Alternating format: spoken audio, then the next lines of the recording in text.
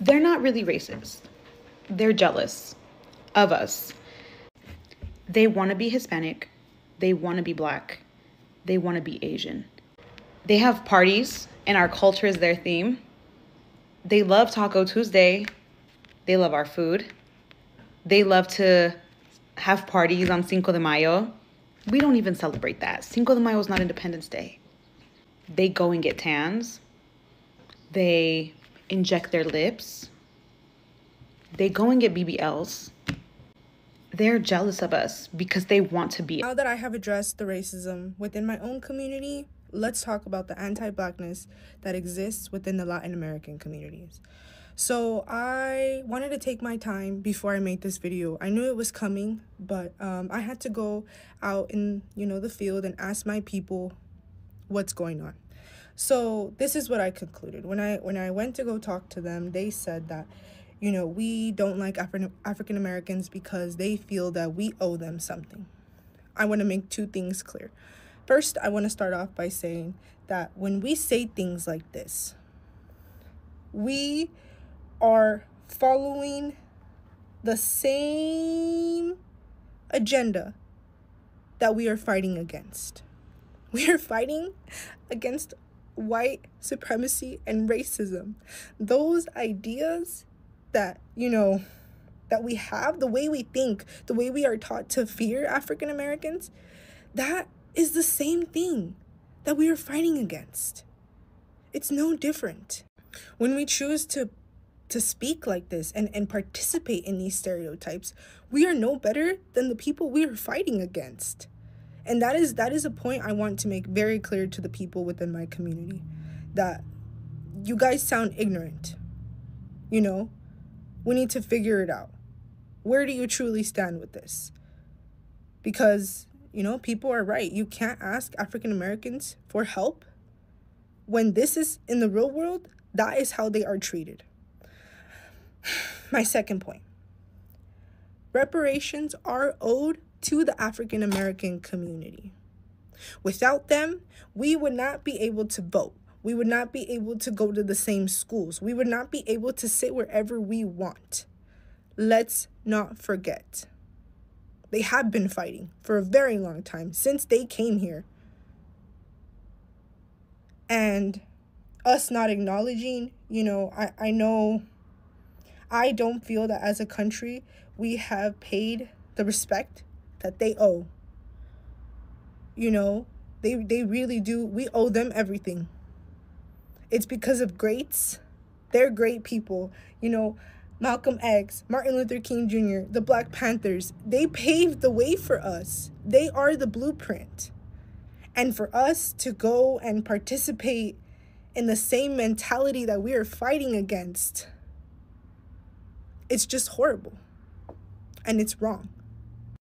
If we don't fix this type of mentality and check our people, we are no better than the people we are up against. I want you to know that ignorance is our greatest enemy. So please do not allow yourself to be blinded by hate. I love and respect everybody, and I just want to say that if there's more people in the Latin community who are with me, I need y'all to say something. I need y'all to join the fight with me, because I can't be the only one. Hello, good people. I hope you're doing fine where you are. So recently, I just did a video about what Mexicans, the tension that is happening between the Mexicans, the Latinas, and the Black Americans. And I told you there's a bone of contention between the three of us, right? Now, this is just another sequel to that. And the sequel is this. Mexicans have now come up front. They've come forward and they're confessing very serious statements or very serious things, right? The Mexicans have come up front and they're saying that they are jealous of Black people. Yes, the Mexicans have come up front and they're saying, we are jealous of Black people and this is why. You see, that tree which has mangoes is the one which the kids will throw stone at. The ripe mangoes, I mean. But that tree which is giving thorns and lemons, bitter fruits, you never get a kid throw a stone at that, right? So we, the black people, we are the light of America. In terms of the society, we are the light of America. We are the reason why people, even Africans, can come to America and work there.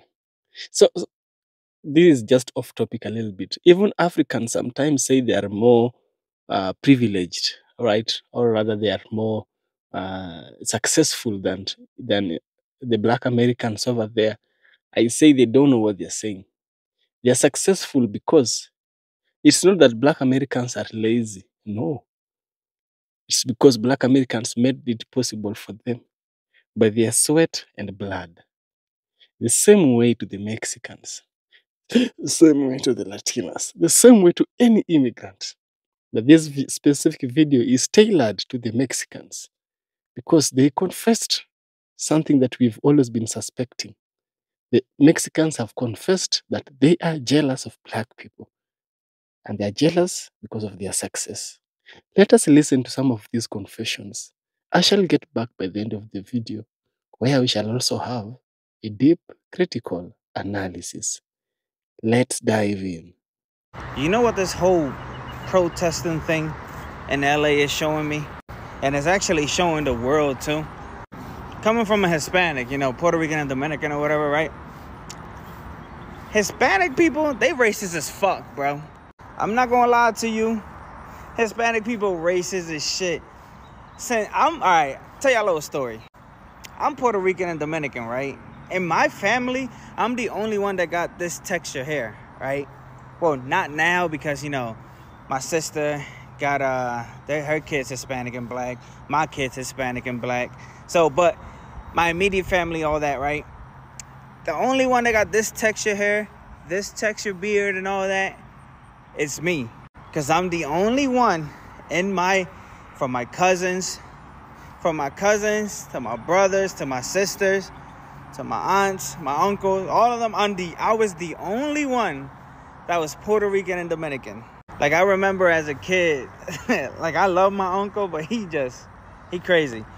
But I remember my uncle as a kid telling me, oh, like, you got that peasy hair and shit like that. Because everybody in my family got that slick shit, that you know what I'm saying? So I'm always thinking, I'm like, all right, my hair peasy, my hair bad. And that's until I met my wife. And she taught me about, hair textures. How some people got 3, some people got, they were like 3C, 3-4, whatever the fuck she was telling me. But she told me about hair texture and shit like that. Now I'll be going down memory lane and shit. I'm like, damn. My family really used to be racist as shit.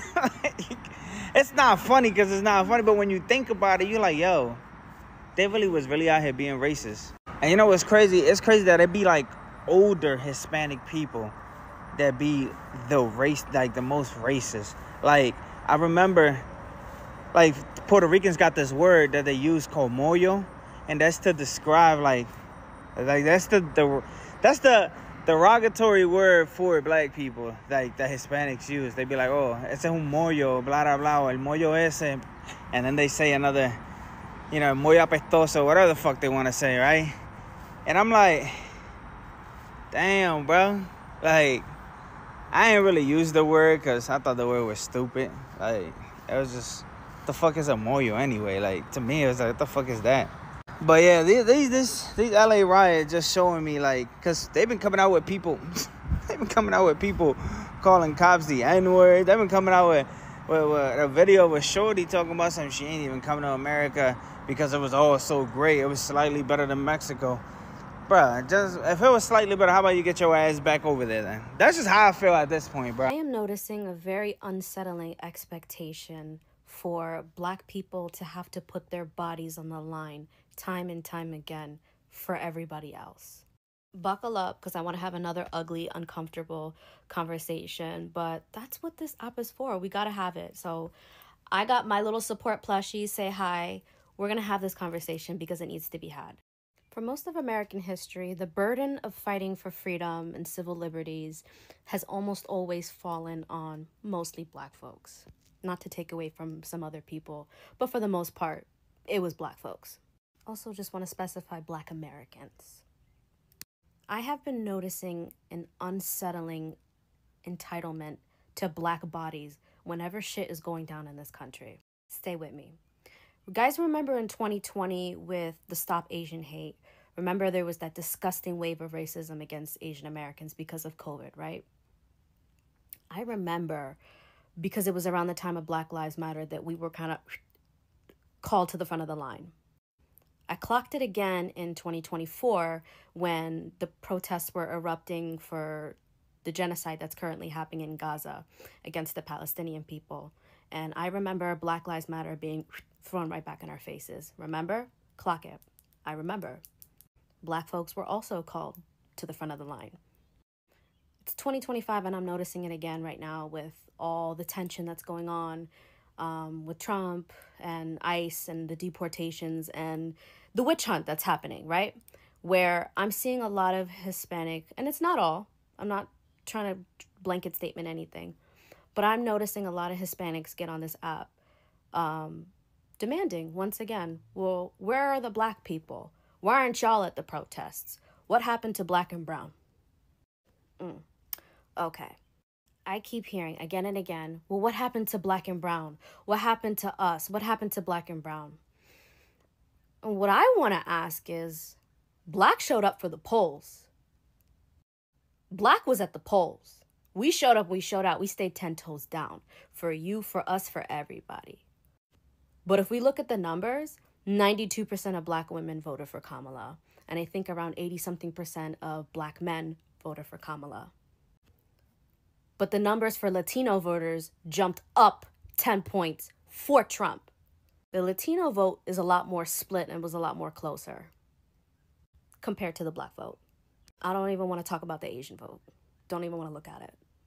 And if you're someone who's ever studied political science or has taken any statistics class, you would know that 90-something%, anything above 51% is impressive and is considered a majority. It's hard to get 51% of any group of people, regardless of their race, gender, or whatever, in this country to vote one way on anything. So the fact that this past election, 92% of Black women stayed 10 toes down against this foolishness is a statistical miracle. But it's not a surprise because it's how we've always been. We always have had this herd mentality. Are there Black people who voted for Trump? Absolutely. But it's minuscule if you really think about it.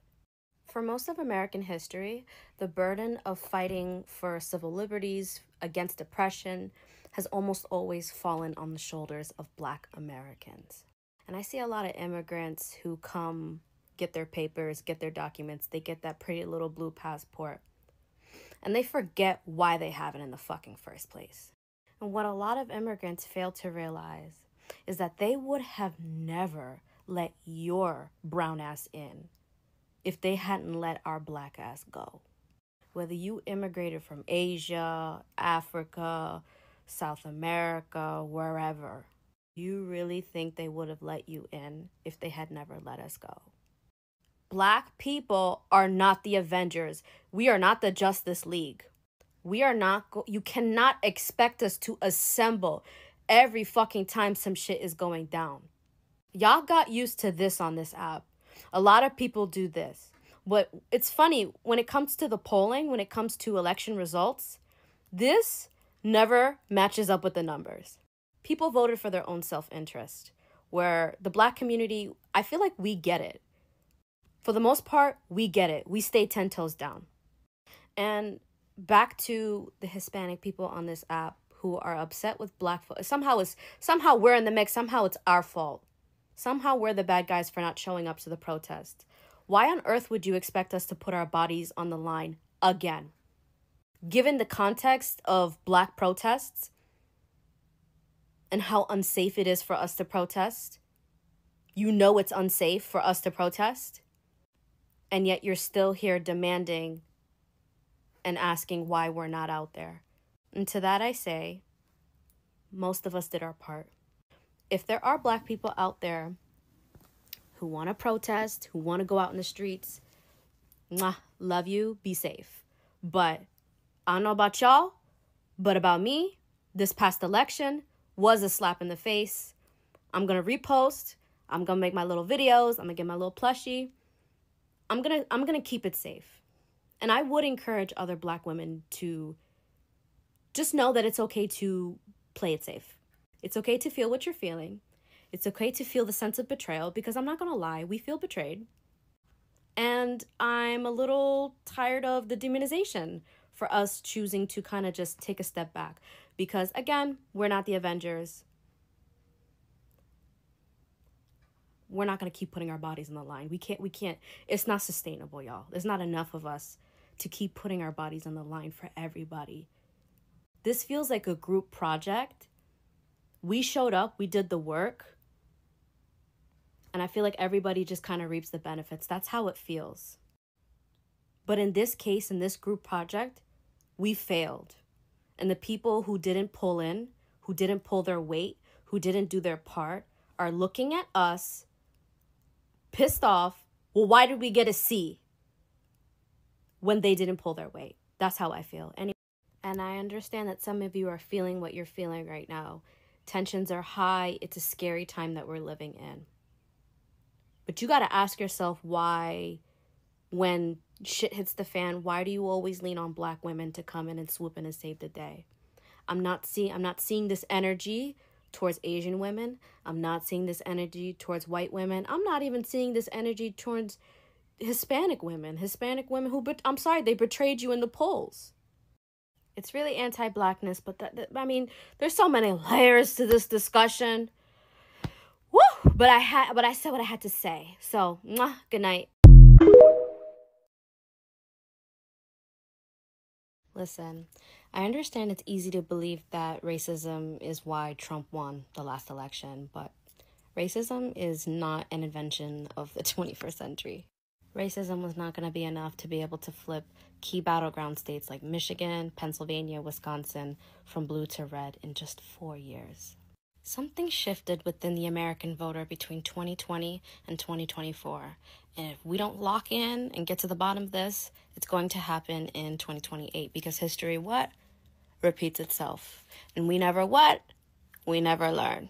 And yes, gerrymandering, voter suppression, xenophobia, and the Democratic Party played key roles in people flipping sides. Yes. But I want to argue that above all, fear is really what worked this time around. Fear draws on your emotions, and he who can control your emotions controls you.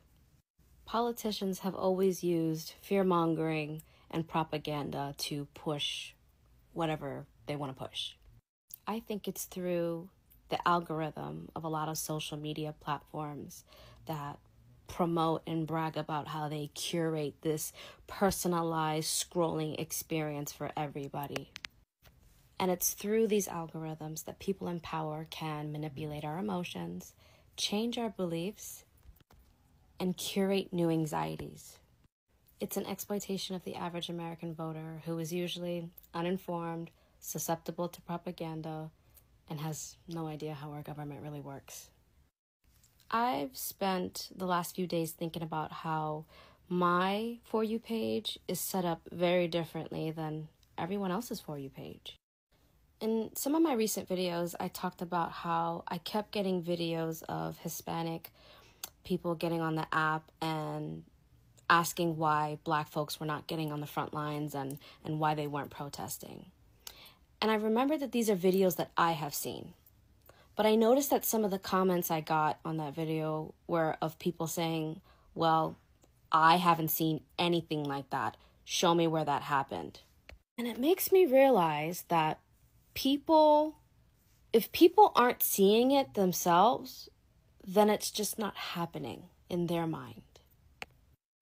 And if they don't get spammed with certain type of content, then to them, it's not happening. I studied political science. I have a bachelor's in political science. I've learned about propaganda. But how many times have I fallen to propaganda?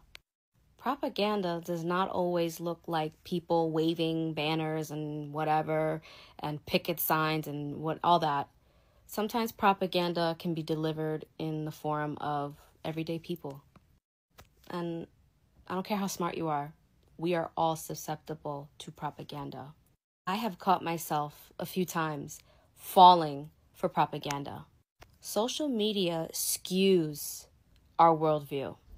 It messes and it distorts the way we want to see the world. Sometimes the algorithm will show you the kind of videos that you agree with.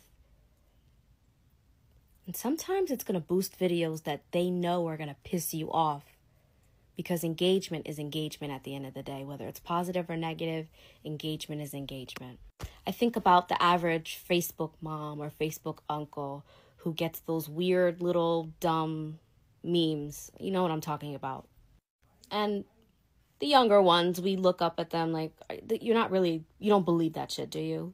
But think of all the people who believe everything they read online. I don't know. I hear a lot of people on the left, online, of course, my algorithm, who like to get on here and say that, well, Trump won because of racism. If you voted for Trump, you're racist. And could that possibly be part of the reason? Yeah, but I think there's more at play here. I think we got to think bigger. I know everybody views the world through their own experiences, but kindness and empathy are free. We are taught to hate each other because of our differences, when in reality, that's what makes us beautiful. This is a fight against white supremacy, racism, fascism, classism, and the freedom to be who you are. We, the people, are not the problem. It's our administration. They want us divided because we are easier to target when we are not united. But it's 2025, and it's time to stop carrying the hate from those who tried to colonize us. We as a country cannot heal if we are always on survival mode. So I just want to take the time to spread light and positivity and unity, because at the end of the day, that's what this is about. The diaspora wars, they're frustrating, they're tiring, but it creates a dialogue sometimes that's very necessary. And this is why I don't really have a problem with it too tough sometimes. Granted, I get frustrated with that. There's going to be black people on all sides, Caribbean, African, and African American, that is going to never let go of this, you hurt my feelings and you said this to me first, back in days of ignorance and lack of education. But ultimately, the desire for unity between us is because we understand that we have to heal so that it doesn't seem performative. And a desire for harmony and unity amongst us is rooted differently in what many other POC communities and YT communities have. Because see, I see other communities as it's the power of greed. It's the power of the greed of finances and power that shoots them up there. And it may shoot you up there, but it's never going to keep you there long. And that's why now that the Roman Empire is falling, because YT people's time is absolutely up. If you're paying attention to what's happening around you, the tide is literally changing. Our ancestors are telling us that the tide is changing, and we about to have to get into some shit. But when the Roman Empire falls, they fall too, because there is no unity off of the basis like ours. It's strictly off of the dislike of you and the desire for financial greed and power. They want to assimilate and get the respect that they think YT people get, when YT people are literally hated everywhere. They just hoard the resources for so long, and people have been still trying to find ways how to break the fuck loose. But black people, on the other hand, our unity, our recipe, it's magic, and it works when it needs to get some things done, even in small increments. And this is why so many leech off of the idea of wanting black and brown unity, is because when we want to unify, our desire for unity and harmony is because we thoroughly actually like each other. We actually want to see each other successful. We want peace and protection. We all want each other to feel safe, and we have respect for one another. This is why I understand the attack of the FBA. Now, FBA originally was just so that we can identify the lineage, my lineage of African American people, so we could fight for reparations. But some of you have become so angry, but again, because of feelings, right? Feelings of people who have said things and generalizations that all of us have had about one another. And your resentment cause you to make ridiculous decisions, like in that political, in like in the voting. And you notice that 20% of unfortunately black men that voted for Donald Trump, they are part of the FBA movement. So I understand the vicious attacks that we have on one another, because we want to know, listen, we need to work it out and go ahead and get heard. Hear us as well. We need to fix this, because blackness is about love and unity. And if you're not going to be about this, we will find a way to excommunicate your ass and remove you. We're going to put your ass in, make yourself aware. But we understand that that's not the majority of the African American community, numbers wise. We clearly see that. So it's just kind of like, yeah, I understand sometimes why these conversations need to be had. And I understand why the conversations, period, between different communities is being had as well. A lot of people want to act like the Negro, and I'm just saying Negro as a blanket statement for black Americans. I'm not specifically talking actually about African Americans. A lot of people want to act like the Negro culturally. A lot of people want to look like the Negro culturally. A lot of people want to sound like the Negro culturally, but you don't want to learn from the Negro. They said the first will be last and the last will become first. That ain't, when we say these things, it ain't because we talking about, yeah, we're going to be powerful and we about to do something to everybody. No. It's not saying that we're going to get all the money and we're going to block everybody. No. That actual humanity that lies within us, our actual, the need for us to be the arbiters of morality that truly lies in us, is why we had a slow start, because this world wasn't built on that. And we were trying to navigate while keeping that, and we did. But the tide is changing and it's coming. Pay attention to what is happening on this fucking soil in this land. So yes, do I need us to wrap them diasporal conversations up? Yeah, because we've all been xenophobic to each other. But and understand the root. And I truly realized this when I listened to an African man story on here, how he specifically said that he got into contracting and he would watch the Latino workers try to get him to remove the African American men workers there and tell them and use an immigrant status card as if that really had some level of foundation or unity amongst it, and how the African American man don't need to work. He I guess already here, he got here, as if you weren't identifying him truly by color, and you wouldn't plot against him as well next, even though he was, he owned the company and stuff like that. And I watched the comments of even black people in Canada saying the same thing, how people of the Middle Eastern and Arab communities are coming in there to try to box them out of places, and this is why they understand globally how we have to have each other's back. But globally, we have all technically had each other's back. Yes, we have done some inner fighting. Yes, we have said some shit. Yes, customs and cultures are different and we have offended one another. But we have all, historically, that's the only history that I remember. That's the only history I remember. And notice how anytime they try to get us a divide, they bring up what happened in Africa. They try to tell you, oh, well, y'all sold each other and stuff like that. Why I see people try that shit all the time. And African Americans, we shut that shit down. You know what they're trying to do. So, yeah, I just wanted to get that out there. The tide is changing. It's some form of spiritual awakening. I don't know what's going on. But African American plots that they try to deeply bury under buildings and stuff from the massacres of like Tulsa, Oklahoma have popped up.